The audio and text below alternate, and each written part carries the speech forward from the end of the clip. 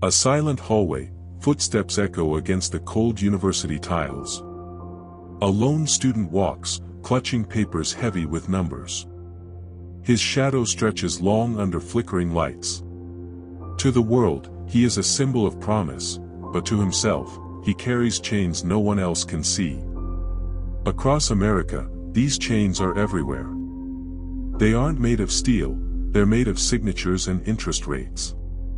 They bind millions of young, hopeful students who once believed education was freedom. For decades, we were told a story: study hard, borrow what you need, and the future will pay you back. But what if that story was never true? Behind every diploma frame, behind every staged graduation smile, lies an unspoken reality. Lives quietly collapsing under the weight of debt, marriages delayed, families strained, dreams abandoned. These are chains forged not in prisons, but in classrooms. Student loans, the system that promised opportunity, has created one of the most powerful financial prisons in American history. And like all prisons, its walls are hidden. Tonight, we're opening the doors. If you're enjoying this video, don't forget to like and subscribe so you don't miss any of our future videos. And drop a comment below telling us where you're watching from and what time it is there. We'd love to see where our viewers are tuning in from. The camera cuts to a graduation ceremony. A sea of caps and gowns, glittered with messages of hope: dream big, world changer, future CEO. Families cheer from the stands. Mothers cry, fathers clap with pride, siblings wave banners. On the surface, it is a moment of triumph. But for most, this celebration hides the beginning of a quiet descent. Every smile hides a signature. Every handshake hides a number. And every diploma hides a chain. The origins of these chains are deceptively simple. At 18 years old, barely adults, barely aware of compound interest, students are handed forms. A stack of financial aid documents written in dense, bureaucratic language. Borrow now, they are told, and repay later. The words sound harmless, almost reassuring. But what they sign in that moment is not just paper, it is a contract that may define decades of their lives. In 2023, America's student loan debt surpassed $1.7 trillion. To put that in perspective, that number is larger than the GDP of Canada. Over 43 million Americans carry this burden, and among them, the average balance sits around $37,000. But averages hide extremes. Many owe far more. Some climb above $100,000, even $200,000. The camera pans to a small apartment. A young woman sits at a table littered with unopened bills. Her name is Lena. She was the first in her family to go to college. She dreamed of becoming a teacher, someone who would inspire children, someone who would give back. But her dream came with a price tag she could not see at the beginning. She borrowed $70,000. Her first salary was less than $40,000. Month after month, the interest outpaced her ability to pay. The harder she worked, the deeper the pit became. By her late 20s, she was living paycheck to paycheck, the idea of owning a home, starting a family, or saving for the future nothing more than fantasy. Lena's story is not rare. It is the story of millions. And it reveals how these chains are forged, not in dramatic moments, but in quiet agreements repeated millions of times across America. But how did we get here? To answer that, we must step back. The history of student loans in America began with good intentions. In the 1950s and 60s, the federal government saw higher education as a way to strengthen the nation. The world was entering an age of science, technology, and competition. To compete, America needed educated citizens. So the government stepped in, offering grants and later loans to make college accessible. At first, it worked. Millions entered universities who might never have had the chance. But slowly, the balance shifted. States began to cut funding. Colleges raised tuition to cover costs. Universities expanded, building new stadiums, hiring more administrators, increasing fees. And rather than restraining costs, the loan system adapted to them. Easy borrowing fueled skyrocketing tuition. By the 1980s, borrowing was no longer optional. It was expected. Students were told that debt was good, an investment in their future. Commercials portrayed smiling graduates, debt-free by 30, living in bright suburban homes. The truth was more complicated. What makes student loans uniquely devastating is this: unlike other debt, they cannot easily be erased. Bankruptcy, which can wipe out credit card balances or even medical bills, offers little relief for student debt. Once borrowed, it lingers. A chain that clings to its bearer for decades, sometimes for life. The weight of this debt is not just financial, it is emotional, psychological, and even generational. Research shows that individuals carrying heavy student loans are more likely to delay marriage, postpone having children, and struggle with mental health challenges. Debt becomes identity. A student becomes a debtor. A graduate becomes a payer. The camera cuts to another story. David, a young engineer from Texas, entered college with dreams of designing bridges. His parents divorced during his senior year of high school. He borrowed heavily, believing engineering would provide stability.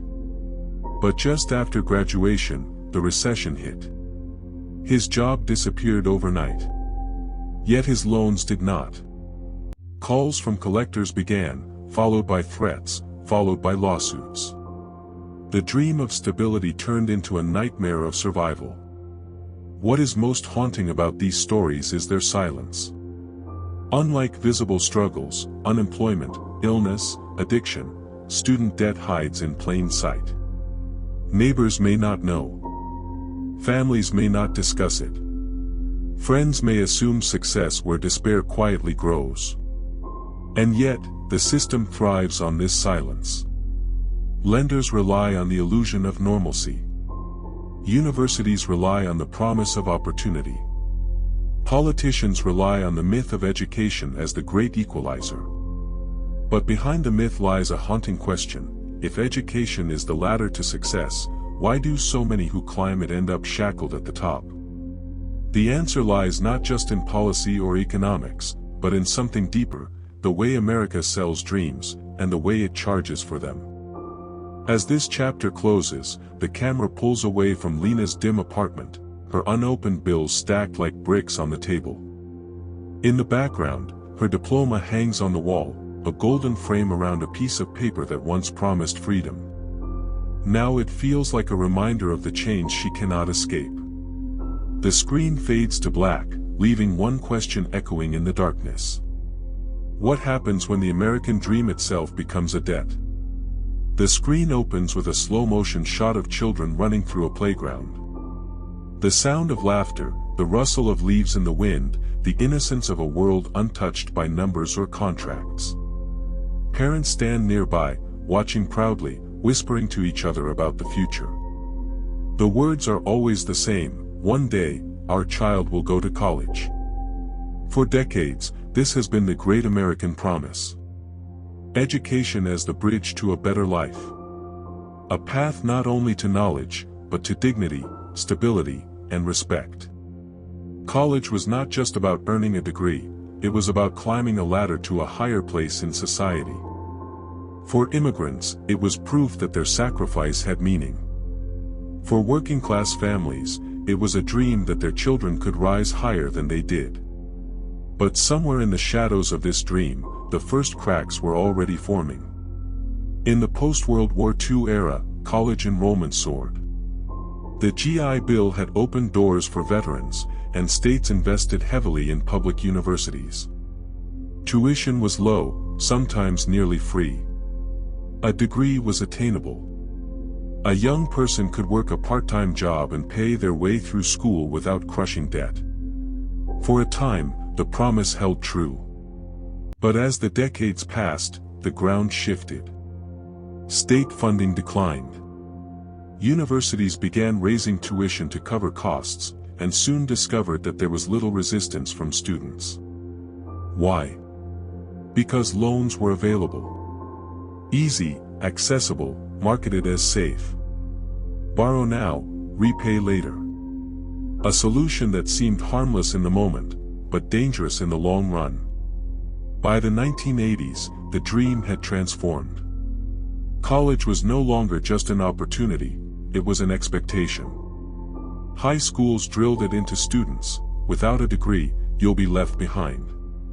Guidance counselors handed out brochures filled with glossy pictures of campuses, smiling students sprawled on green lawns, professors guiding small groups through sunlit libraries. Nowhere in those brochures was the fine print, the decades of repayment that might follow. The camera cuts to archival footage, commercials from the 1980s and 90s. Bright colors, upbeat jingles. Ads showing young professionals in suits, walking confidently into skyscrapers, their college degrees framed on their office walls. A voiceover declares, "Invest in your education. Your future is worth it." But behind the polish was a quiet truth: colleges were no longer affordable without borrowing, and lenders knew it. The market for student loans became a gold mine. Banks, private lenders, and eventually the federal government realized that young borrowers were the perfect customers. Why? Because unlike credit cards or mortgages, student loans could not be easily discharged in bankruptcy. They were, essentially, risk-free profits for lenders. The dream had shifted into something darker. Education was still marketed as opportunity, but in reality, it was now tied to a system designed to extract repayment for life. Take the story of Michael, from New Jersey. He grew up in a working-class family, his parents reminding him daily, "We didn't have this chance, but you will." He applied to a private university, his acceptance letter arriving with fireworks of celebration. But the tuition was staggering. His parents reassured him, "Don't worry, loans will cover it. Once you graduate, you'll get a great job." Michael signed the papers, not realizing that the $120,000 he borrowed would take decades to repay. His first job out of college paid $38,000. Rent consumed most of his paycheck. Minimum payments barely touched the interest. What began as a dream became a chain, one that still binds him 15 years later. Michael's story mirrors millions. It is the hidden architecture of the system: families chasing a dream, institutions raising prices, and lenders standing in the middle, feeding on hope.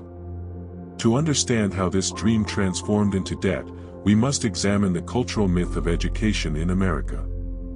Unlike many nations, the United States ties identity and worth to individual achievement. A degree is not just paper, it is proof of character, discipline, and potential. To reject college is often seen as rejecting success itself. Parents who never attended are haunted by the idea that their children must. Children, in turn, feel the weight of expectation. This cultural script creates fertile ground for debt. Because when something is tied to identity, when saying no feels like failure, people will borrow whatever it takes to say yes. By the early 2000s, this cultural myth collided with an economic reality. Tuition costs tripled over 3 decades. Wages stagnated. Families, desperate to keep the dream alive, borrowed more. Students, still told that college was a guaranteed path to prosperity, signed the contracts with little hesitation. And lenders kept lending. The result was a perfect storm. Today, the average college graduate enters the workforce not with a clean slate, but with tens of thousands of dollars already owed. The dream of mobility has become the burden of immobility. Instead of climbing, graduates are already sinking. The emotional toll is staggering. Surveys reveal that more than half of borrowers regret taking on student debt. Many report delaying milestones that once defined adulthood: buying a house, getting married, having children. Some even avoid certain careers, not because of lack of passion, but because of low pay that cannot support loan repayment. Dreams are reshaped, not by desire, but by debt. The camera lingers on a symbolic image, a young woman, diploma in one hand, collection notice in the other. Her eyes filled not with joy, but with fear. This is the paradox of the American dream. The very thing meant to liberate now imprisons. The very ladder meant to lift has become quicksand. And as we move deeper into this story, one haunting question emerges: if the dream of education has been transformed into debt, who profits from that transformation? The answer lies in the machinery behind the scenes, the lenders, the policies, the industries built not on education itself, but on the monetization of hope. And in that machinery, the story grows darker still. Fade to black. The next chapter begins. The scene begins in black and white. Grainy footage of post-war America, soldiers returning home, trains filled with veterans, families reunited on porches. Factories hum with industry. Hope runs through every street like electricity. And in this moment of rebirth, the United States makes a promise. The GI Bill. A piece of legislation that would change everything. It opened the doors of universities to millions of veterans who had risked everything in World War II. For the first time, higher education was no longer just for the elite. Men who had once carried rifles now carried books. They studied law, engineering, medicine. They built businesses, invented technologies, shaped modern America. The dream of education as opportunity had found its first true expression. But there was something else happening quietly in the shadows. Demand for higher education exploded.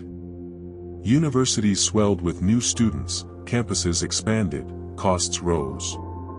And while the GI Bill covered much, it planted a seed: if education could transform lives, then people would pay almost anything to get it. The 1960s brought another turning point. President Lyndon Johnson declared education the path to equality and prosperity.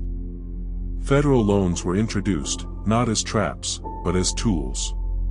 Students could borrow modest amounts, repay them after graduation, and climb higher than their parents ever had.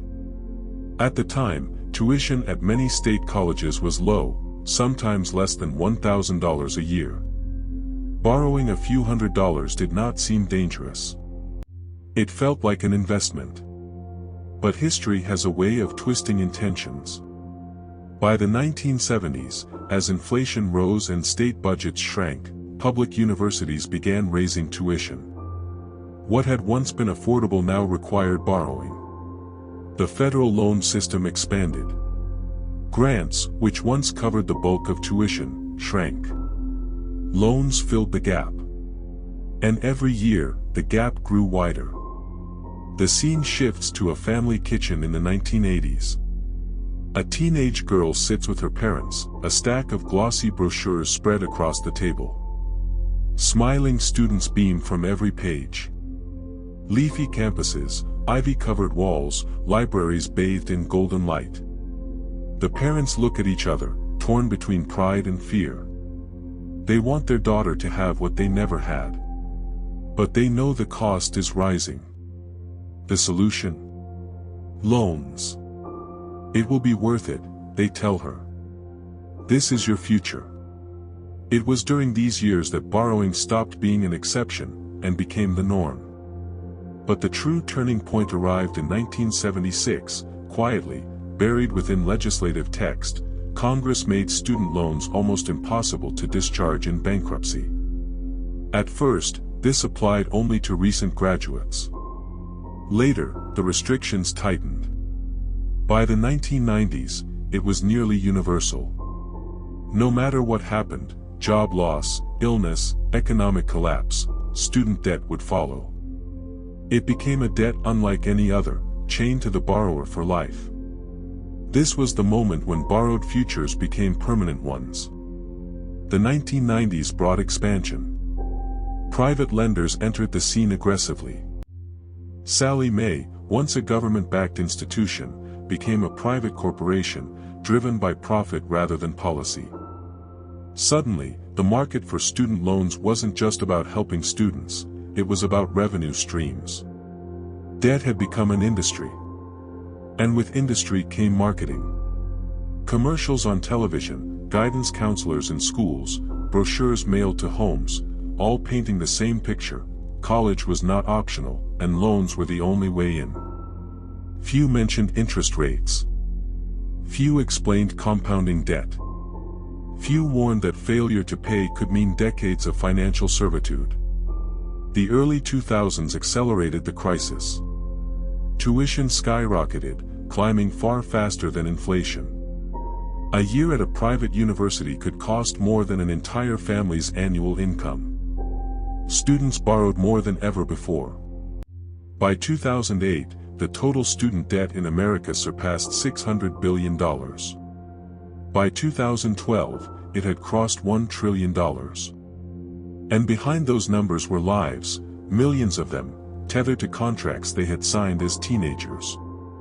The screen fades to the story of Rachel, a graduate of 2007. She studied journalism, believing her passion could change the world. She borrowed $60,000. Then the Great Recession struck. Newspapers collapsed, jobs evaporated. Rachel worked part-time at coffee shops while her interest ballooned. By 2015, her debt had doubled to over $100,000. She described it not as a loan, but as a shadow. Always there, following her from apartment to apartment, job to job, relationship to relationship. Rachel's story was not unique, it was prophetic. A generation that had been told education is the key was discovering that the key had been forged into a lock. As the timeline moves forward, the visuals shift, families across decades, parents signing promissory notes, students walking across campuses unaware of what awaits them. The narration slows, whispering like a confession. The history of student loans is not just the history of education, it is the history of trust. Trust between families and institutions. Trust between citizens and government. Trust that a promise made will be a promise kept. But trust, once broken, leaves scars. Today, the scars are everywhere. 43 million Americans carrying balances they may never escape. Entire generations delaying families, homes, even health care, because of payments that never end. The system has evolved from opportunity to obligation, from investment to imprisonment. And as the past merges with the present, one question echoes louder than all the rest. If history shows us how futures were borrowed, does it also show us how they can be stolen? The chapter fades with images of young graduates stepping into a storm, their tassels blowing in the wind. The sound of chains, not metal, but paper, clinks softly in the background. The screen goes black. The story continues. The screen opens on a quiet suburban street. Children ride bicycles under the orange glow of streetlights. In the distance, a father mows the lawn, a mother waves from the porch. It looks peaceful, ordinary, safe.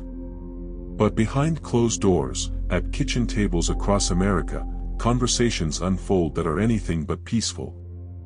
They are conversations about tuition, about debt, about choices that feel like ultimatums. Families, once united by hope, now find themselves divided by the burden of cost. For many parents, the dream of sending their children to college is not just about opportunity, it is about redemption. A way to give their kids what they never had. But when tuition numbers appear on acceptance letters, $30,000 a year, $50,000 a year, the dream collides with reality. And the question arises, how much debt is too much for a future? Some families co-sign loans, tethering parents and children together to the same chain. Others take out Parent Plus loans, federal loans designed specifically for parents, that often stretch into 6 figures. For families already living paycheck to paycheck, this is a decision that can shatter stability for decades. The camera pans to a kitchen table in Detroit. A mother, Carla, sits with her son Marcus, acceptance letter in hand. He has been admitted to his dream school, a private university across the country. The cost? Nearly $200,000 for 4 years. Marcus beams with pride, imagining the future. Carla forces a smile, her mind racing through unpaid bills, overdue rent, and her own mounting medical expenses. She wants to say yes. She wants to believe the investment will pay off. But she knows what it means, borrowing sums that will outlive her. This is the crossroads where love collides with mathematics. The statistics are staggering. As of 2022, more than 3.7 million families owed Parent Plus loans, with the average balance exceeding $29,000. But averages hide extremes. Many parents carry balances of $100,000 or more. Some will retire still owing money they borrowed not for themselves, but for their children. This intergenerational debt is more than financial, it is psychological. Parents feel guilt if they cannot provide. Children feel guilt for the burden placed upon their families. Resentment simmer. Relationships strain. The promise of education, once a unifying dream, becomes a wedge driven into the heart of the household. The camera cuts to a living room in Texas. A father, James, sits silently as his daughter, Lily, argues with him. She wants to attend an out-of-state university. He insists she should stay local to reduce costs. She shouts that he is crushing her dream. He replies that he is trying to save her from a lifetime of debt. The argument ends with slammed doors. Years later, their relationship will remain fractured, shaped by a decision made at 18. This is what it means for families to be in the crossfire, not just between dreams and debt, but between love and fear, hope and reality. The emotional weight is compounded by cultural pressure. In America, college is often framed as a test of parental devotion. Parents who cannot send their children feel as though they have failed them. Children who cannot attend the schools they dream of feel cheated by circumstances beyond their control. The system, in effect, turns families against themselves. But the crossfire extends beyond individual households. It spreads into communities. In low-income neighborhoods, the promise of college is dangled like a lifeline. Scholarships exist, but rarely cover everything. Loans fill the gap. Families borrow, believing that one child's success will lift the entire household. Instead, debt drags everyone down. A younger sibling may sacrifice their own education to help pay bills. Grandparents may take out loans to ease the strain. The weight spreads like ripples in water, touching every generation. The camera lingers on an elderly couple in Florida. They co-signed a loan for their grandson, believing in his dream of becoming a doctor. He dropped out after 2 years, overwhelmed by costs and stress. Now, in their 70s, the grandparents receive collection calls for debts they cannot pay. Their retirement savings, meant to support their final years, evaporates into monthly payments. The dream that began with pride ends with despair. This is the hidden cruelty of the system. Debt is not isolated to the borrower. It spills outward, ensnaring entire families in its grip. But why do families make these choices, even when the risks are clear? The answer lies in the mythology of education. For generations, Americans have been told that to deny college is to deny the future. Parents fear that saying no to debt is saying no to success. And so they sacrifice, not just money, but relationships, peace of mind, and even health. The consequences are profound.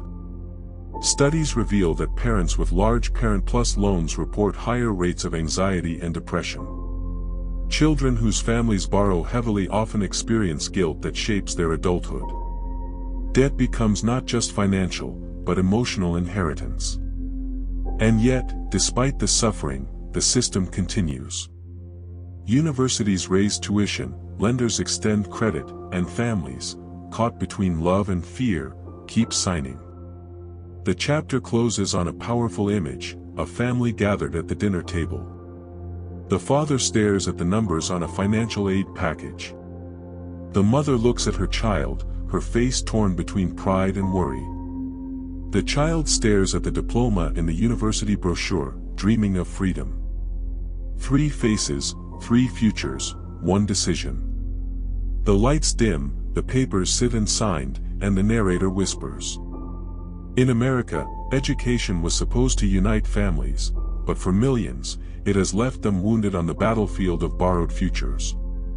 Fade to black. The next chapter begins. The camera opens on a ticking clock. Its hands move slowly, almost imperceptibly, but the sound grows louder and louder, filling the room like a heartbeat. Each tick is not just a second passing, it is a dollar growing, an invisible weight pressing down on someone's future. This is the silent power of interest.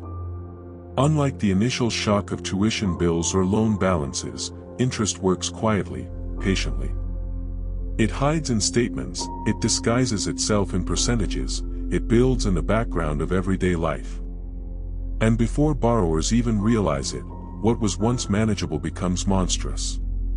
Consider this. The average student loan interest rate in America hovers between 4 and 7% for federal loans, even higher for private ones. On paper, the numbers seem small, almost harmless. But compounding turns the trickle into a flood.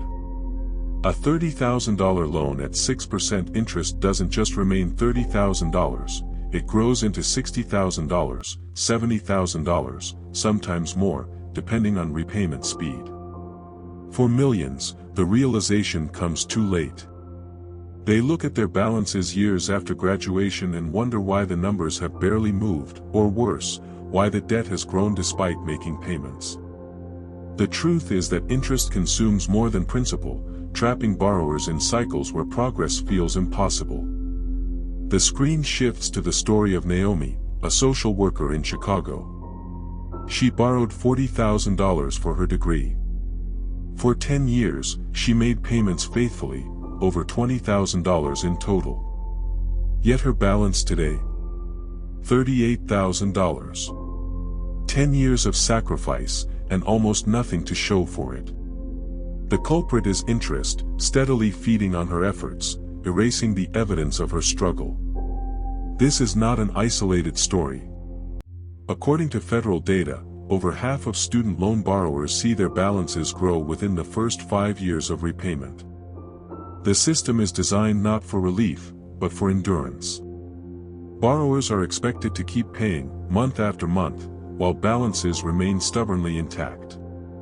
The psychological toll is immense. Imagine running a race where the finish line moves further away each time you get closer. That is what interest does. It transforms effort into futility, hope into despair. The silence of interest is its greatest weapon. Credit card debt, payday loans, mortgages, these all come with obvious warnings. But student loans are packaged differently. They are wrapped in the language of opportunity, spoken of as an investment. Students rarely grasp the mechanics of compounding when they sign. By the time they understand, the chains are already locked. The film cuts to black and white footage of the 1980s, when federal student loan policies shifted dramatically. Interest rates, once subsidized and low, began creeping upward as education was reframed as a personal responsibility rather than a public good. Banks and private lenders entered the field, offering loans at higher rates, targeting desperate families with promises of flexibility. What began as a tool for access evolved into a profit machine. The narrator's voice lowers. Interest was never just about numbers. It was about power. The power to keep millions tethered, not only to their lenders, but to a system that feeds on their futures. The story turns to Brian, an Army veteran in Virginia. After serving his country, he used his GI Bill but still needed loans to finish his degree. His starting balance was $25,000.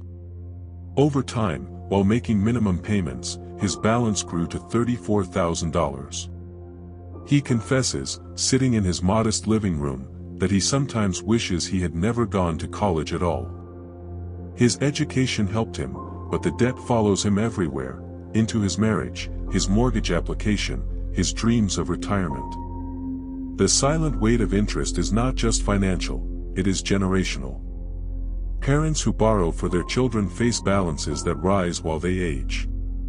Elderly Americans, some in their 70s and 80s, still carry student debt, their Social Security checks garnished to cover payments. The clock ticks for them too, louder with each passing year, as time, the one resource they cannot replenish, runs out. The camera lingers on a close-up of bills spread across a kitchen counter. Numbers circle in red ink. Interest charged this month, $317. The borrower sighs, knowing that $317 is money gone forever, money that could have bought food, medicine, or stability. Instead, it vanishes into the system, feeding a balance that never shrinks. Economists warn that interest-heavy loans don't just harm individuals, they harm the economy itself. With borrowers spending years, even decades, servicing interest instead of reducing principal, money that could fuel businesses, housing markets, or savings is siphoned away. The weight slows not only lives, but nations. Yet, interest thrives in silence. It requires no confrontation, no moment of shock. It doesn't demand decisions, it simply grows, day after day, while borrowers sleep, work, live. The clock ticks, and the weight deepens. The chapter builds to a cinematic metaphor, a dark room, a single glass jar placed on a table. Each second, a drop of water falls into it. Slowly, steadily, the jar fills. At first, it seems endless, manageable. But as minutes pass, the jar threatens to overflow. Interest is like this, small drops that, over time, drown. And then, the narrator whispers. In the world of student debt, interest is not the storm that strikes suddenly. It is the water that rises quietly, unnoticed, until the house is already underwater. Fade to black. The screen lingers on the sound of the ticking clock. The next chapter begins. The screen fades in with the image of a vast desert. The sun burns overhead, the horizon stretches endless, and a lone traveler walks with a heavy pack. In the distance, a mirage shimmers, an oasis of clear water, shade, and relief. The traveler pushes forward, heart lifted by the vision. But as he arrives, the oasis dissolves into heat and dust. This is the cruel promise of loan forgiveness in America. For decades, millions of borrowers have chased the shimmering mirage of freedom. Politicians have spoken of it, programs have promised it, and letters have hinted at it. Yet for many, forgiveness has remained just out of reach, an illusion that vanishes when they arrive. One of the most well-known programs is Public Service Loan Forgiveness, or PSLF. Created in 2007, it offered hope: work in public service for 10 years, make 120 qualifying payments, and the balance disappears. On paper, it sounded like redemption. But in practice, the maze of rules, fine print, and denials turned the dream into torment. By 2018, a decade after the program began, over 99% of applicants were denied. Teachers, nurses, firefighters, men and women who dedicated their lives to serving communities, were told their payments didn't qualify, their paperwork was flawed, or their loans were the wrong type. Imagine working 10 years, sacrificing higher salaries for public service, only to discover the promise was hollow. The film cuts to Maria, a schoolteacher in New York. She made payments for over a decade, kept careful records, and lived with the hope that her debt would finally vanish. When she applied for forgiveness, she received a letter, denied. The reason? Some of her payments, made faithfully each month, were not counted due to technicalities. Her balance remained over $80,000. Maria sits in her small apartment, tears in her eyes. She whispers that the betrayal feels worse than the debt itself. The promise gave her hope, and hope prolonged the suffering. This is the illusion. Forgiveness dangled before borrowers, keeping them compliant, keeping them paying, keeping them believing that freedom lies just a few more years away. The story continues with the history of forgiveness rhetoric. Politicians on both sides have used it as a talking point, offering relief during campaigns, only to see proposals stall in Congress or collapse in courts. Each time, borrowers are lifted by anticipation, only to fall into despair when the illusion dissolves. Forgiveness has become less of a policy and more of a myth. A myth that keeps borrowers tethered to a system that feeds on their endurance. The camera shifts to the story of Daniel, a nurse in Ohio. He enrolled in PSLF, worked long shifts at a nonprofit hospital, and made his payments. When the 10 years passed, he applied. Denied.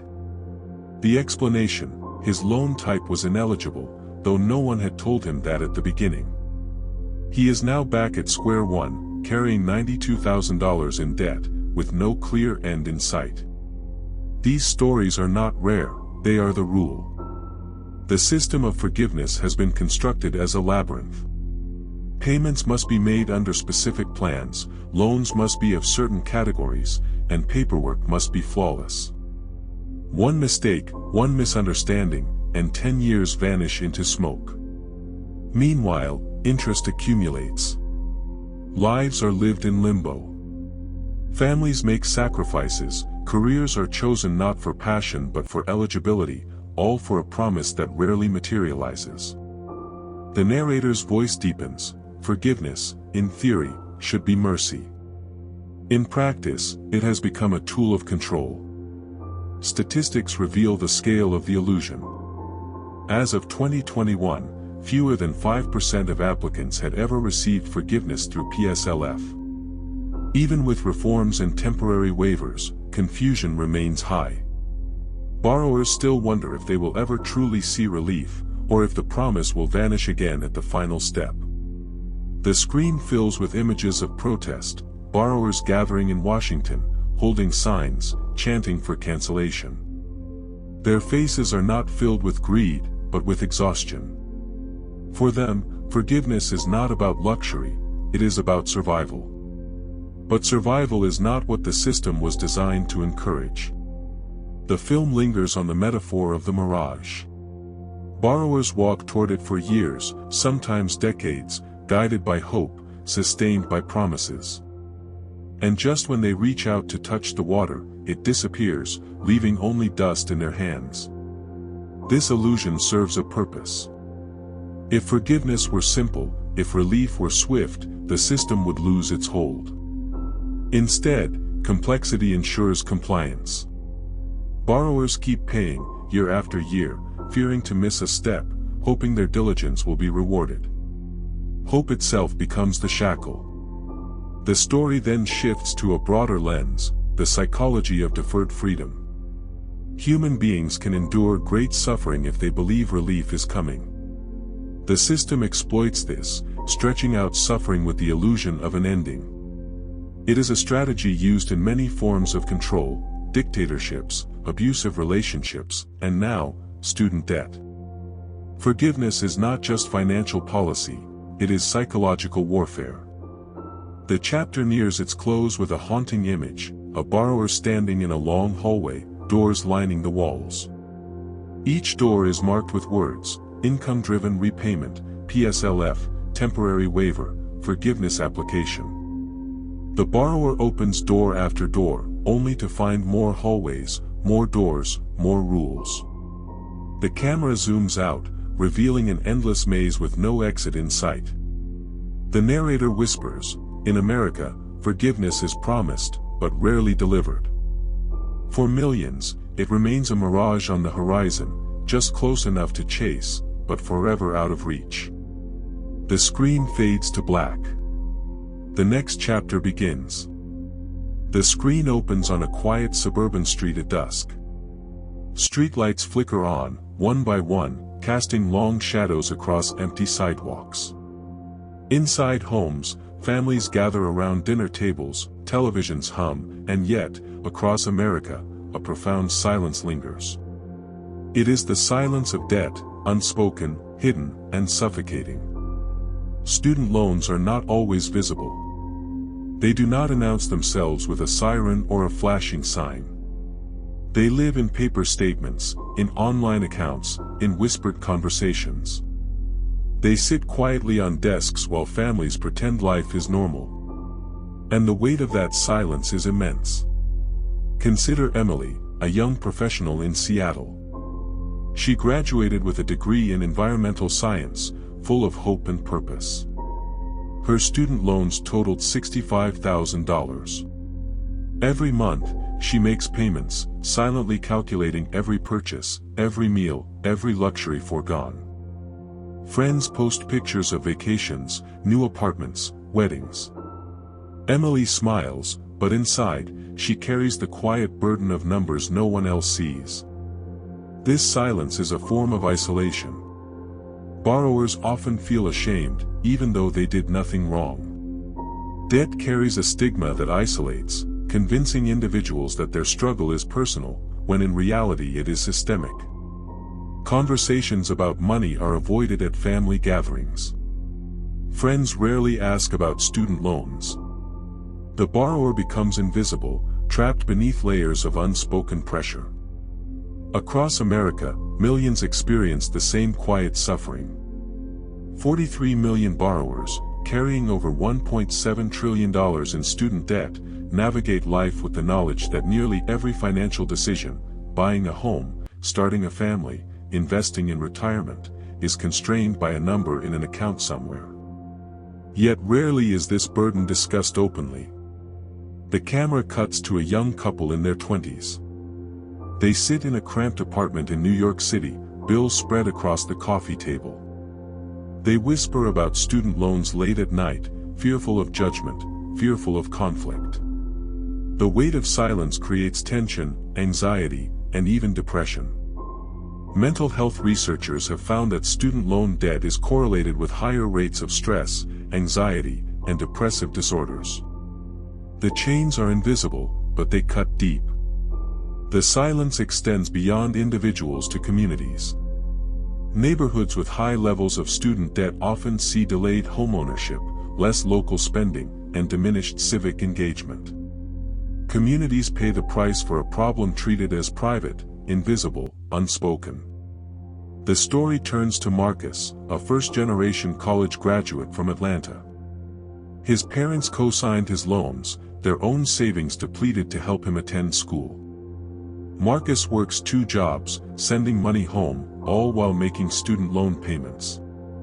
He rarely speaks of it, fearing disappointment or pity. His silence is survival. But the cost is isolation, a sense that no one truly understands the weight he carries. Silence is also a tool of the system. By keeping debt invisible, lenders avoid scrutiny. By framing repayment as a private responsibility, politicians sidestep accountability. Borrowers, trapped in this quiet struggle, rarely challenge the structures that confine them. But silence can be deadly. The pressure leads to delayed life milestones, marriage, children, homeownership. It influences career choices, pushing individuals toward higher-paying jobs, not fulfilling work. It erodes trust between families. It fosters resentment, guilt, and anxiety. In essence, the silence becomes a social toxin. The chapter shifts to historical perspective. For decades, student debt has been normalized. Families are told that loans are part of the journey. Schools rarely prepare students for the reality of repayment. The media celebrates college achievement, rarely exposing the cost. And thus, silence is reinforced culturally. No one speaks of debt, and everyone pretends it is manageable. The film cuts to a conference room filled with financial advisors. Charts display rising balances and growing interest. The room is filled with experts discussing repayment strategies, policy reform, and economic consequences. Yet outside this room, the borrowers themselves remain voiceless, their stories untold in public forums, their suffering largely invisible. The silence is deafening. It pervades bedrooms, kitchens, workplaces, and dorm rooms long after graduation. It mutates hope into fear, aspiration into obligation. Borrowers carry it alone, quietly counting each dollar, each month, each delayed dream. Then there is the silence of policy. Despite mounting evidence, reforms have been slow and often inadequate. Politicians acknowledge the crisis, but solutions are fragmented, temporary, and heavily bureaucratic. Borrowers wait in silence, hoping for relief, yet knowing the system is designed to prolong repayment, not expedite forgiveness. The camera lingers on a lone student walking across campus at twilight. Her backpack is heavy, her expression focused yet tired. The viewer feels the tension in her steps, the physical metaphor of the emotional and financial burden she bears silently. Every step echoes decades of policy, culture, and personal sacrifice. And as the chapter nears its close, the narrative narrows to a single truth: silence is not absence. Silence is presence. It is the weight that borrowers carry every day, shaping lives, relationships, and futures in ways unseen and unspoken. How many lives are quietly constrained by a burden that no one talks about, until it is too late? The scene opens on a mirror. A young man stares at his reflection, his eyes tired, his posture slouched. Behind him, a diploma hangs on the wall, framed in gold. It should be a symbol of achievement, of a journey completed. Instead, it feels like a shackle, a reminder that success came at a cost far greater than he imagined. This is the insidious truth: student debt does more than burden finances, it can redefine a person's sense of self. Consider Jonathan, a graduate with $80,000 in loans. Before college, he was ambitious, curious, and driven. After graduation, he is cautious, calculating, constrained. Every decision, from career choice to relationship, from where to live to how to spend, revolves around debt. His identity becomes intertwined with numbers, interest rates, and repayment schedules. The man who once dreamed freely now measures life in monthly installments. For millions, debt is no longer a financial obligation, it is a personal label. You are not just a graduate, you are a debtor. You are not just a professional, you are a balance sheet. Your worth is measured in what you owe, not what you contribute, create, or achieve. Psychologists call this debt identity. It's a phenomenon where financial obligations begin to shape personality, behavior, and life choices. Borrowers report heightened anxiety, avoidance of social situations, and delayed personal milestones, all because their debt becomes an unspoken core of who they are. The camera cuts to Samantha, an artist in Los Angeles. She carries $50,000 in loans. She once imagined a life filled with creativity, exhibitions, and travel. Instead, she works nights at a corporate job to make payments. Her artwork, once central to her identity, has become secondary. She whispers that she feels trapped, not by circumstance, but by her own obligations. Her debt defines what she can do, who she can be, and how she views herself in the world. Debt's influence on identity is especially strong for first-generation college students. These individuals carry not only financial burdens but generational expectations. They are ambassadors for families, embodiments of hope and sacrifice. Every unpaid bill, every interest accrual, every delayed payment is a reminder that they are responsible not just for themselves, but for the dreams of others. The film cuts to archival footage of classrooms from the 1980s and 1990s, filled with students listening to guidance counselors talk about the path to success. The system promised empowerment, yet it subtly tied personal worth to financial performance. Success became synonymous with repayment ability, not knowledge gained or skills developed. Debt also reshaped social identity. Friends compare salaries, lifestyle, and the perceived freedom of one another. Those with debt often feel shame, isolation, or inadequacy. Borrowers avoid weddings, delay vacations, and turn down career opportunities because of the invisible chains that dictate what they can and cannot do.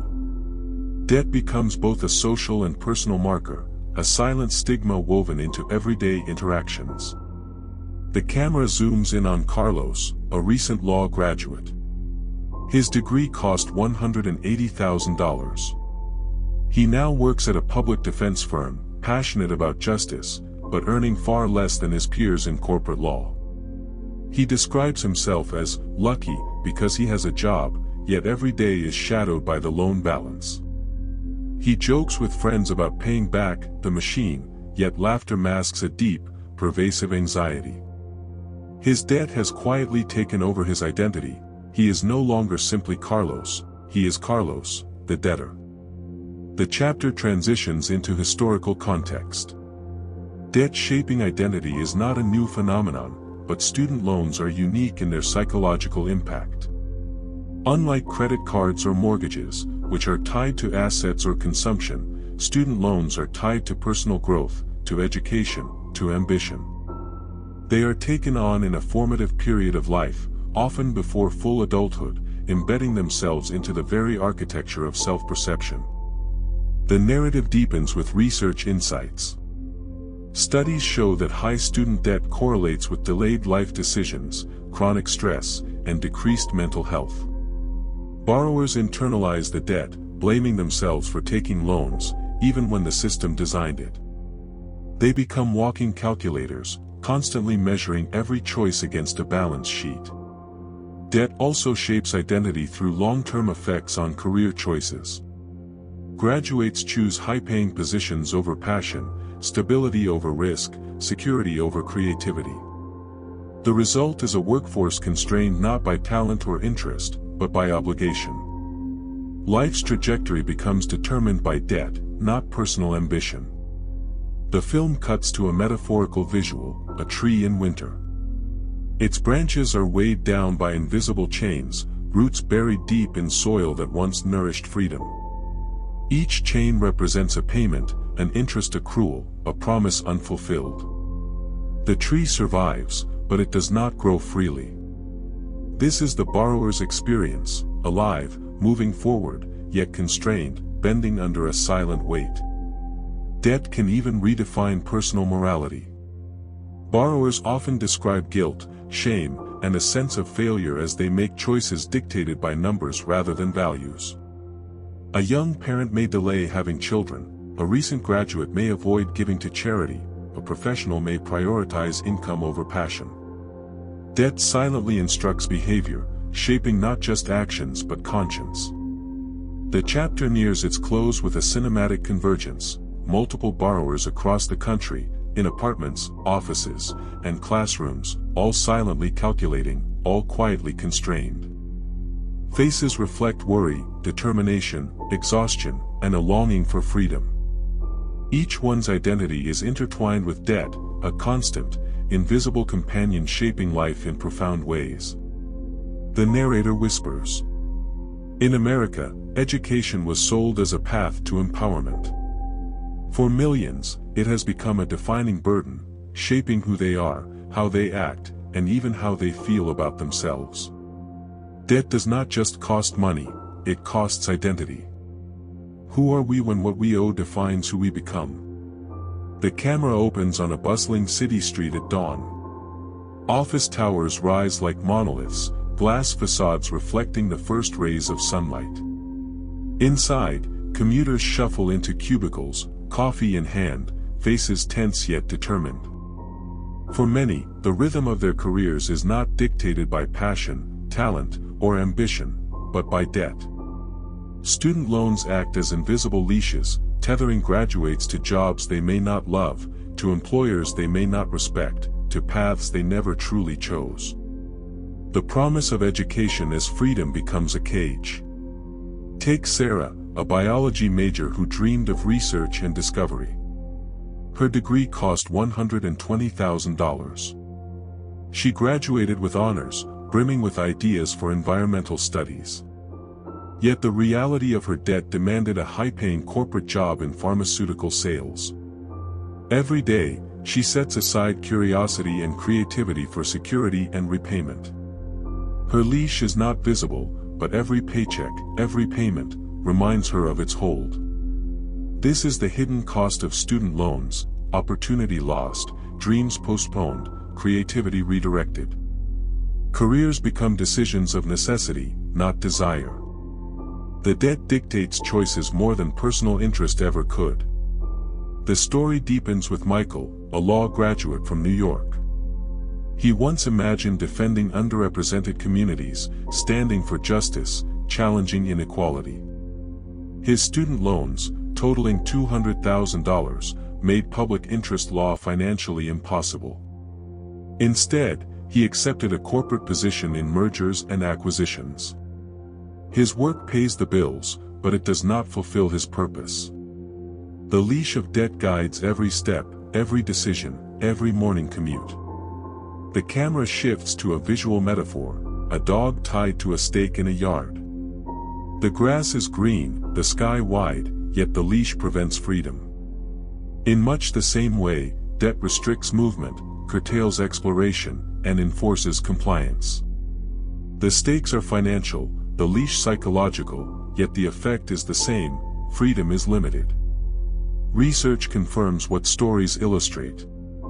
Studies reveal that student debt influences career trajectories for years. Graduates with high debt are less likely to pursue low-paying but socially impactful jobs, including teaching, nonprofits, and social work. Many defer entrepreneurship, risk-taking, and further education. The system channels ambition into what pays, not what fulfills. The narrative continues with Leah, a social worker in Chicago. She chose her career out of passion, but her loans from undergraduate and graduate programs total $90,000. Even in a meaningful career, she works overtime, juggling extra shifts to cover payments. Every decision is framed by debt, whether to move apartments, take a vacation, or invest in professional development. Debt has become the director of her life. And then there is the subtle, societal leash. Graduates often hide their financial struggle, projecting a polished image while quietly sacrificing freedom. Friends and colleagues judge success in terms of lifestyle, not internal debt.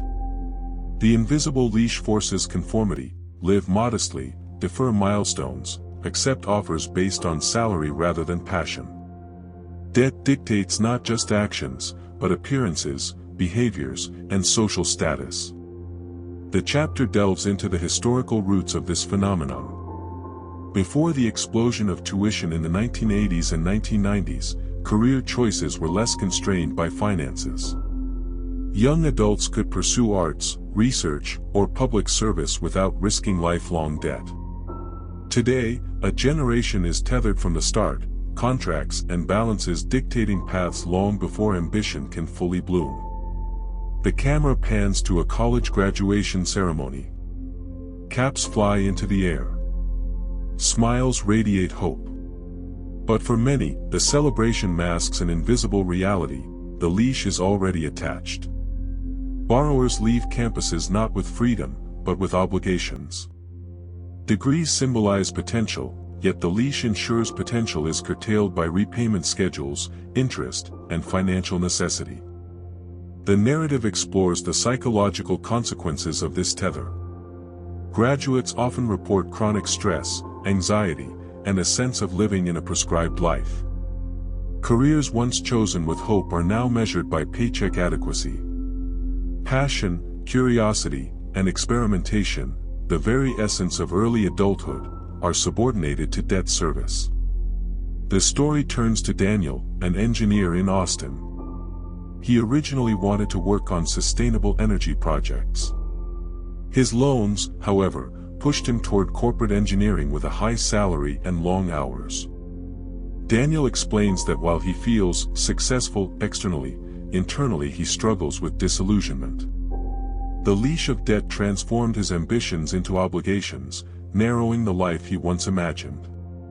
Debt also affects geographic mobility.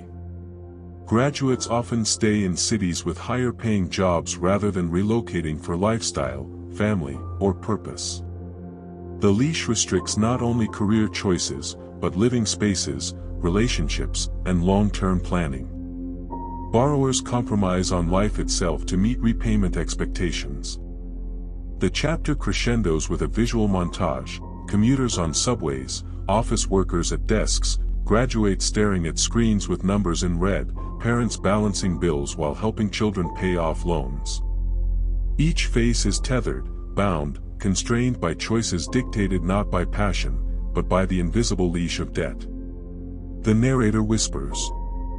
Education promised freedom. Student loans delivered tether.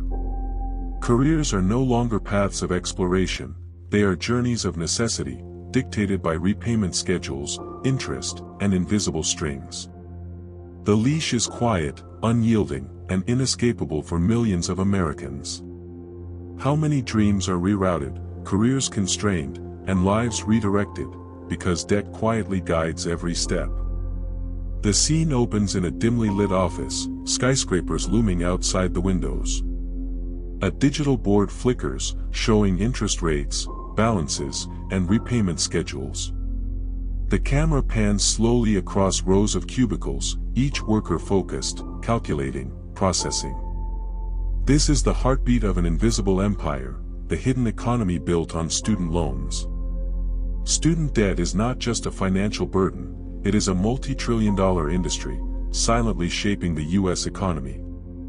Behind every borrowed dollar lies an intricate network of lenders, servicers, collectors, and policymakers. Few see it, fewer understand it, but its effects ripple across generations. Consider Sallie Mae, one of the oldest and largest private lenders in the United States. Originally a government-sponsored entity, it evolved into a for-profit corporation, earning billions from the very debts that crush borrowers. Its success is measured not by the dreams it funds, but by the payments it collects. The system thrives on repayment, compounding, and defaults, all mechanisms that ensure continuous revenue. Banks, private lenders, and servicers do not operate in isolation. They are intertwined with government programs, federal loans, and policy frameworks. Each regulation, adjustment, or interest rate shift is calibrated in a system designed to maximize collections while maintaining the illusion of public service. Borrowers are simultaneously the clients and the product. The hidden economy extends beyond financial institutions. Credit rating agencies, insurers, investment funds, and even real estate markets are influenced by student debt. Borrowers' limited spending power suppresses home purchases, delays family formation, and affects local economies. In essence, the weight of debt shapes not only individual lives but the broader economy in ways rarely acknowledged. The camera cuts to a Wall Street trading floor. Screens flash with data on loan-backed securities. What was once a simple borrowing system has evolved into a sophisticated market, student loans bundled, sold, traded, and profited from by investors. The debts of millions become assets for corporations, detached from the human stories behind them. Each repayment, each default, each interest accrual generates value for someone far removed from the borrower. Meet Rachel, an economist studying student debt markets. She explains that these loans are not simply agreements between lender and borrower, they are financial instruments, traded like stocks and bonds. Profit is generated not from the success of borrowers, but from their struggle, their inability to fully repay, and the interest that accumulates over decades. The more borrowers are tied to the system, the more it thrives. The narrative deepens with historical context. In the 1980s and 1990s, as tuition soared, private lenders saw an opportunity. Policies were restructured to encourage borrowing. Interest rates became market-driven, federal guarantees reduced lender risk, and collection mechanisms became more aggressive. In this hidden economy, borrowers are not clients, they are revenue streams.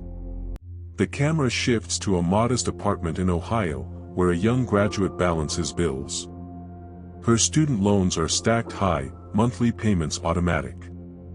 She is unaware that her repayment behavior, her struggle, her eventual default, are all components of a vast financial machine. The economy functions, grows, and profits, while she navigates stress, anxiety, and uncertainty. And yet, this hidden economy is rarely examined. Media reports often focus on totals, $1.7 trillion owed, 43 million borrowers, but ignore the systems that profit from distress. Politicians discuss student debt relief in vague terms, while powerful lenders and servicers remain insulated, largely untouchable. The narrative favors statistics over stories, obscuring human cost in favor of economic abstraction. The film illustrates the human consequences of this hidden system. Consider families who co-sign loans. Their financial security is at risk, yet their sacrifices feed the system. Consider borrowers in default. Collections agencies profit from penalties, legal fees, and garnishments. Consider taxpayers, who indirectly subsidize programs that ensure lenders are paid, while borrowers struggle. Every layer of the hidden economy extracts value from the very population it claims to serve. The narrative examines the role of policy. Federal loan programs were designed to democratize education. But through privatization, securitization, and marketization, they created a vast financial ecosystem. Debt becomes both a public good and a private profit engine. The result is a system in which growth, wealth, and power are concentrated at the top, while the burden is borne by millions of graduates and their families. The camera pans across college campuses at dusk. Students walk with backpacks heavy in knowledge, unaware of the machine awaiting them. They borrow, enroll, and graduate, often assuming repayment is manageable. Yet as tuition rises, interest accumulates, and jobs fluctuate, the system ensures their participation in a larger economic framework, one that benefits corporations, investors, and policymakers more than the borrowers themselves.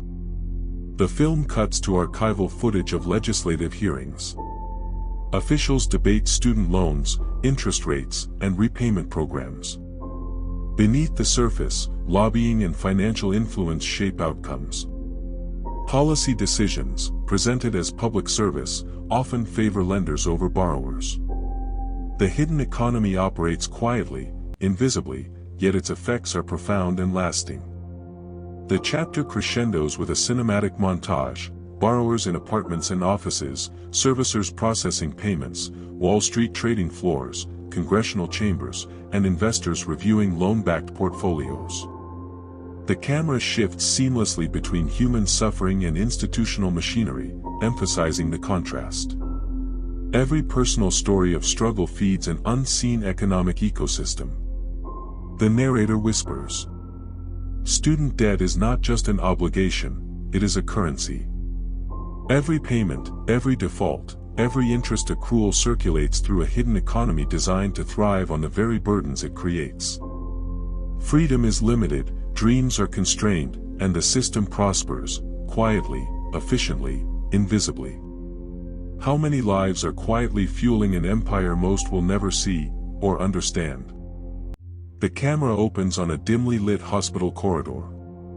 A young nurse walks slowly, her shoulders heavy, eyes tired. Outside, the city hums with life, unaware of the silent battles being fought within. This is the human cost of student debt, a toll measured not in dollars, but in lives constrained, dreams delayed, and health compromised. Debt is often discussed in statistics: $1.7 trillion owed, 43 million borrowers, average balances. But behind the numbers are stories of sacrifice, fear, and emotional exhaustion. The true cost cannot be captured by spreadsheets or reports. It is felt in bedrooms, kitchens, offices, and hospitals across the nation. Consider Lisa, a single mother in Boston. She borrowed $60,000 for nursing school. After graduation, she works double shifts to pay bills, her loan balance never shrinking as interest accrues. Sleep is scarce, stress constant. She worries about her child, about emergencies, about a future where stability seems impossible. Her debt shapes daily life, influencing not just finances, but health, relationships, and emotional well-being.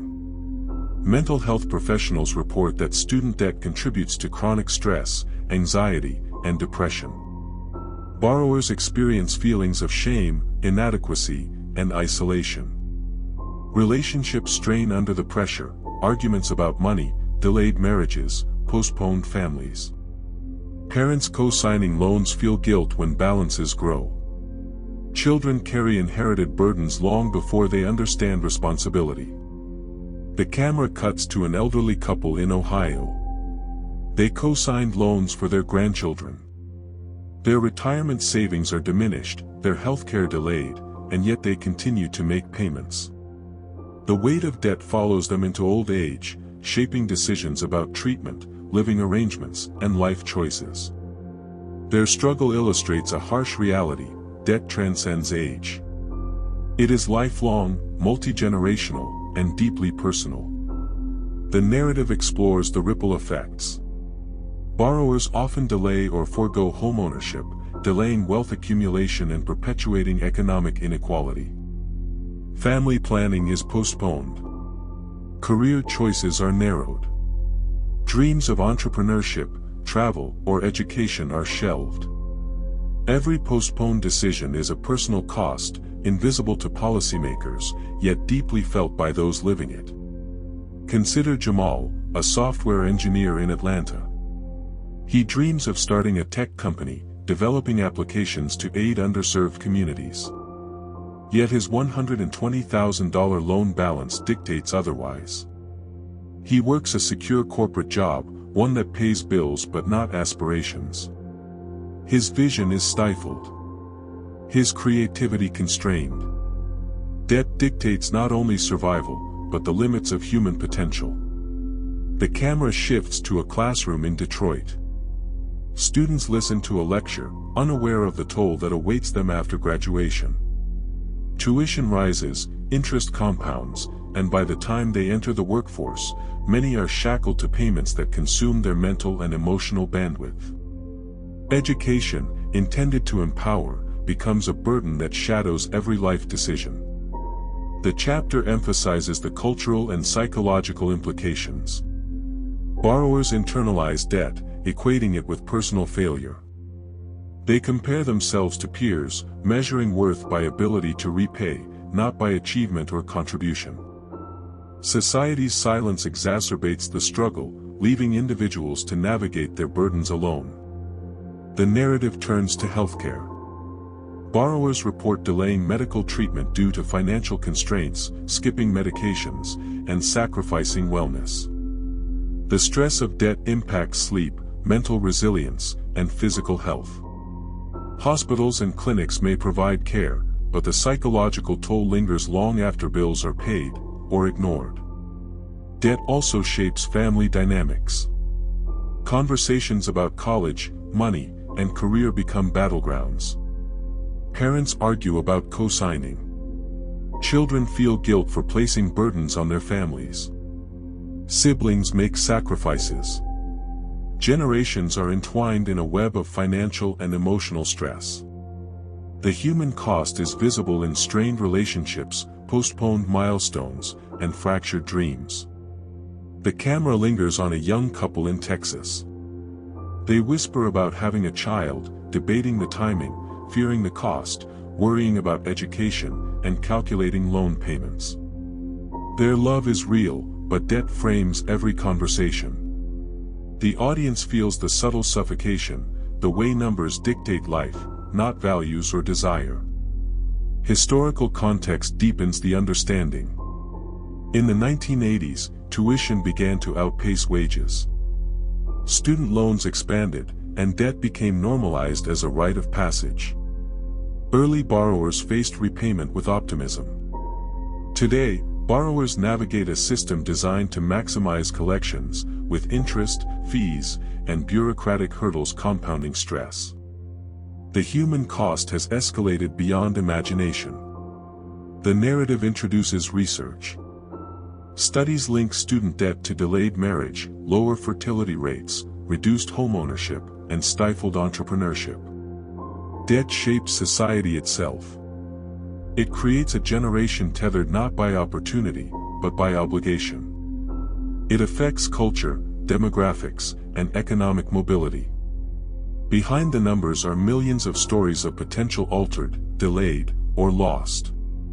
The chapter crescendos with a montage: parents consoling children, graduates staring at balances, workers calculating payments, and families gathering around kitchen tables. Each frame emphasizes the intimate human cost, a tapestry of sacrifice, fear, and resilience. Debt is not just numbers, it is lived experience, shaping every choice, every emotion, every relationship. The narrator whispers. Student loans were meant to open doors. For millions, they have become walls, walls that shape decisions, limit growth, and exact a cost far greater than dollars. The human toll is profound, lasting, and invisible, yet impossible to ignore once truly seen. How many lives are quietly constrained, dreams deferred, and futures altered, by debts that never end? The scene opens on a storm-laden skyline. Thunder rumbles, clouds swirl, and the wind bends the branches of trees lining empty streets. Below, city lights flicker like fragile beacons against the dark. This is the reckoning, the moment when invisible burdens confront reality, when debts no longer hide in statements, but demand recognition. For millions of Americans, student loans are no longer a future worry, they are a present crisis. The system designed to empower has revealed its darker side, and the consequences are profound, reaching across families, careers, and generations. The chapter begins with a return to real numbers. Over 43 million borrowers hold $1.7 trillion in student debt. Delinquency rates hover around 11%. Defaults are rising, particularly among those who borrowed private loans or had low-income employment after graduation. The figures are staggering, but even more telling is the human cost behind them. Meet Anthony, a first-generation college graduate from Detroit. His student loans total $95,000. Years of diligent work have barely reduced the balance. He dreams of buying a home, starting a family, and investing in his future, but the debt dictates his path. He represents countless others for whom repayment is survival, not choice. The camera cuts to Washington, D.C., where lawmakers debate proposals for debt cancellation, income-driven repayment reforms, and forgiveness programs. Lobbyists hover nearby, quietly influencing policy. The tension is palpable, solutions exist, but implementation is complicated, and progress is slow. Each proposal is a flicker of hope, but for many, the timeline is uncertain, the future ambiguous. The narrative explores the broader societal implications. Student debt has reshaped workforce patterns, delayed homeownership, reduced consumer spending, and constrained entrepreneurial ambition. It has deepened wealth inequality and perpetuated cycles of disadvantage. The reckoning is not just personal, it is structural. Meanwhile, stories of hope emerge, illuminating resilience. Borrowers form communities, share knowledge, and advocate for systemic change. Organizations push for reform, lobby for forgiveness, and educate students on financial literacy. Social movements like #CancelStudentDebt have drawn attention to the issue, exposing the human toll and demanding accountability. The chapter returns to cinematic storytelling. A young woman walks along a river at dusk. She reflects on her loans, her career, and the sacrifices she has made. The water flows steadily, unstoppable yet serene, a metaphor for both struggle and continuity. She wonders, will relief come? Can the system change? Or is the burden hers to carry alone? The narrator's voice deepens, the road ahead is uncertain. But it is not impossible. Solutions require courage, clarity, and collective action. Income-driven repayment, targeted forgiveness, and systemic reform offer paths forward, yet they demand recognition of the human stakes involved. The reckoning is not only about numbers, it is about justice, fairness, and opportunity. The camera pans to a college graduation ceremony. Caps fly into the air, celebratory cheers echoing. But this time, the scene is tempered by awareness. Graduates understand the stakes, debt will follow, interest will accrue, and choices will be constrained. Yet with knowledge comes power. Awareness allows planning, resilience, and advocacy. The storm is acknowledged, not ignored. The chapter delves into potential reforms. Policymakers consider broader forgiveness measures, streamlined repayment programs, and protections for vulnerable borrowers. Experts argue for transparency, accountability, and a rebalancing of incentives to prioritize student well-being over institutional profit. Each proposal is a step toward dismantling the invisible chains, though implementation remains a challenge. The film then highlights personal agency. Borrowers are no longer passive participants. Through strategic planning, community support, and advocacy, individuals navigate repayment more effectively. They become advocates for themselves and for future generations, challenging a system that has long benefited from silence and inaction. The story shifts to the long-term vision, a generation unshackled by debt. One where education is truly empowering, where ambition is pursued without fear of lifelong financial chains, and where opportunity is defined by talent and creativity, not by repayment ability. This vision requires structural change, empathy, and sustained commitment. The camera lingers on families in quiet reflection, parents, children, graduates, each processing the weight of debt, yet also envisioning a future with possibility. The storm outside begins to clear, rays of sunlight pierce the clouds. The metaphor is clear, reckoning is painful, but it also heralds hope. The narrator whispers. Student debt has revealed a harsh truth: freedom is limited when obligations are invisible yet binding. Yet the human spirit endures. Awareness, advocacy, and action can turn chains into stepping stones. The road ahead is not easy, but it is navigable. The reckoning is not only about surviving debt, it is about reclaiming the promise of education, opportunity, and self-determination. The chapter crescendos with a montage, borrowers taking small steps toward repayment, communities organizing, policymakers drafting reforms, students graduating, and families celebrating milestones. Each frame emphasizes resilience, determination, and the possibility of transformation. The narrator concludes. In America, student loans have shaped generations. They have constrained dreams, dictated choices, and defined lives. But they have also revealed courage, ingenuity, and a drive for change. The road ahead demands recognition of past failures, commitment to reform, and belief in human potential. For those who carry the weight, hope is both a guide and a companion, reminding us that even in darkness, a path forward exists. How will we, as a society, confront the burdens we have created, and ensure that future generations inherit opportunity, not chains? The screen opens on a slow pan over an empty classroom. Desks sit in rows, chairs neatly pushed in, sunlight filtering through dusty blinds. The walls are silent witnesses to generations of dreams, struggles, and ambitions.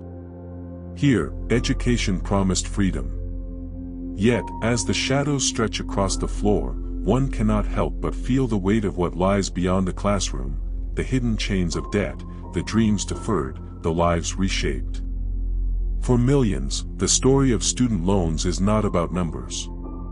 It is about human experience, the late nights worrying about payments, the sacrifices made silently, the ambitions postponed or abandoned, the emotional strain carried in solitude. Each loan carries a narrative, a human story embedded in its digits, yet these stories are often invisible, untold, and overlooked. Consider the faces we have met throughout this journey: Maria, Emily, Jonathan, Leah, Daniel, Lisa, Anthony, and countless others. Each carries the invisible burden differently, yet all are tethered by the same reality, a system designed to provide opportunity, yet structured in ways that limit freedom. Some pursue careers reluctantly. Some delay families, homes, and dreams. Some struggle silently under the weight of societal and personal expectations. And some fight to reclaim autonomy and hope in a landscape that seems indifferent to their struggle. Debt is a paradox. It promises education, empowerment, and progress. Yet it often delivers constraint, anxiety, and delayed life milestones. It transforms potential into obligation, and ambition into a ledger. The chains are rarely visible, but they are ever present, guiding decisions, influencing behavior, and shaping the contours of American life. And yet, amid the darkness, there is resilience. The human spirit adapts, endures, and sometimes even thrives in the face of burden. Borrowers find ways to navigate repayment, advocate for reform, support one another, and redefine success beyond financial measures. They discover that while debt may dictate circumstances, it cannot fully dictate identity, values, or determination. The narrator's voice deepens, slow and contemplative. In confronting the enormity of student debt, one begins to understand a profound truth: systems are created by humans, and therefore, they can be reshaped by human will. The chains may be long, and the path arduous, but action, awareness, and advocacy have power. Hope is not merely wishful thinking, it is a deliberate, strategic choice to reclaim agency. The camera shifts to families and communities, parents discussing finances with children, graduates attending workshops on repayment strategies, young people lobbying for policy reform. Small victories, quiet acts of resilience, and collective movements ripple outward, showing that even in the midst of structural challenges, change is possible. And yet, the larger reckoning remains. The landscape of student debt is intertwined with culture, policy, and economy. Forgiveness programs, income-driven repayment, and advocacy movements offer glimpses of possibility, but they exist within a broader system that has often benefited from delay, confusion, and inaction. To truly transform the experience, society must confront both the human and institutional dimensions of this crisis. The film cuts to a symbolic visual, a bridge at sunrise. One side represents the burden, dark, heavy, shadowed. The other side glows with possibility, sunlight, open space, freedom. Borrowers stand at the midpoint, hesitant but moving forward. Each step is tentative, yet meaningful. The metaphor is clear: the journey from debt to agency is not instantaneous, but it is achievable. History teaches us that large-scale change is possible when individuals recognize systemic flaws and act collectively. Generations have fought to dismantle barriers, civil rights, gender equality, labor protections. Student debt is now a defining challenge of our time. Awareness alone is insufficient. Action, advocacy, and sustained reform are essential to ensuring that the promise of education matches its reality. The narrative interweaves personal stories with societal reflection. Maria's resilience, Jonathan's cautious ambition, Leah's tireless service, Daniel's deferred dreams, all illustrate how deeply debt shapes lives. Yet their experiences also illuminate hope, the courage to navigate adversity, the determination to claim agency, and the ingenuity to find alternative paths. Their lives, though tethered, are not broken. The camera pans to a cityscape at night, lights twinkling, windows glowing. Life continues, workers commute, students study, families gather, and communities move forward.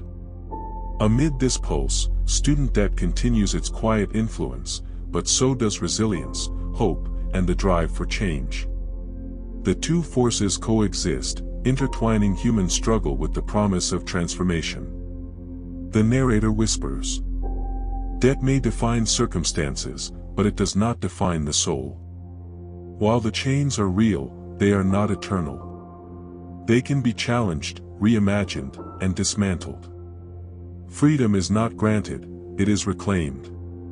Each small act of awareness, each voice raised in advocacy, each choice made with intention, chips away at the weight that has long been accepted as inevitable. The film concludes with a final montage, graduates walking across stages, families embracing, communities organizing, protesters rallying for forgiveness, and young people studying late into the night. Each frame emphasizes that while the system is formidable, human determination is formidable too. The ending is not a fairy tale, it is a testament to endurance, hope, and the ongoing journey toward equity and freedom.